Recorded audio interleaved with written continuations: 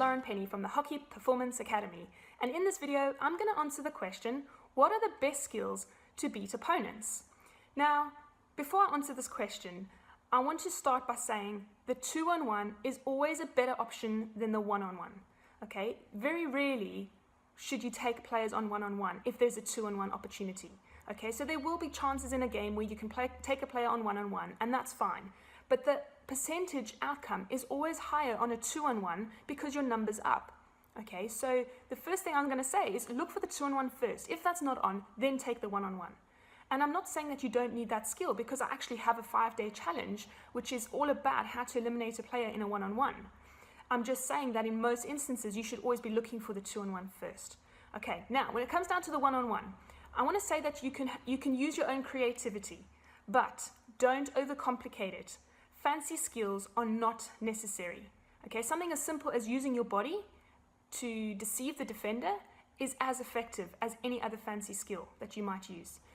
Quan Brown, if you don't know him, he's a player in the UK, plays in the Premier League. He uses body feints exceptionally well. So he's a typical example, and the ball doesn't even need to move a lot. Okay, in fact, it doesn't need to move at all. A lot of it is just body feints or stick feints, and that can get the defender wrong-footed, which creates the space ahead for you. Okay, 3D skills are also very useful. You know, jinking. I'm not a big fan of things like spins, but they can work. It's up to you. So you've got to look at, you know, what comes naturally to you, and then obviously you can work on whatever skill you want to. But what I'm saying is it's not necessarily what people are looking for. Yeah, sure, it looks great, and maybe it gets a roar from the crowd, but it's not necessarily what coaches are looking for.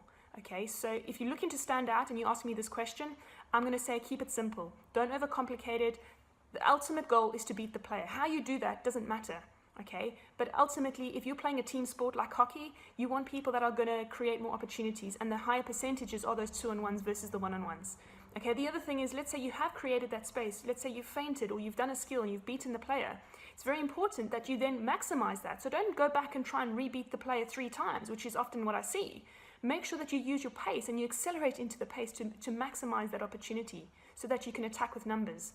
Okay, so when using jinx and 3D skills, what's also really important there is you've got to change the direction of the ball. Again, it's the change of speed and the change of pace which actually does the damage. Okay, so again, you can see there's a lot of factors here. If you want to learn more about this, what I'm going to encourage you to do is to check out our 5-day elimination challenge. I only run it a couple of times a year, but make sure that you sign up to that, and then I'll notify you when that's available. Okay, so to get that, go to hockeyperformanceacademy.com/5-day challenge. There you can sign up to it, and you'll get notified when we run the next one. That'll break it down over 5 days, the details, and each day we cover a different part of beating the player. Okay, so that's what I would encourage if you want the detail of this.